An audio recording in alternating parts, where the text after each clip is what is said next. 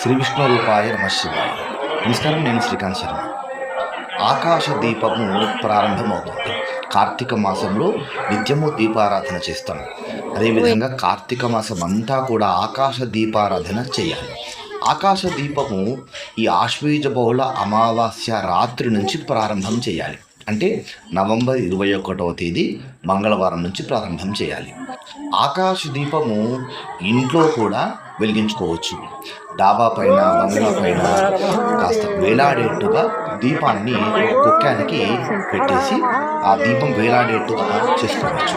ఎవరైతే ఇంట్లో ఆకాశ దీపం ఏర్పాటు చేసుకోలేరో వాళ్ళు ఖచ్చితంగా ప్రతిరోజు ఉదయం కానీ సాయంత్రం కానీ శివ కేశవ ఆలయాలు ఎక్కడైనా సరే వెళ్ళి అక్కడ ఆకాశ దీపం ఉంటుంది. అక్కడ ఆకాశ దీపానికి నమస్కారం చేసుకోవాలి.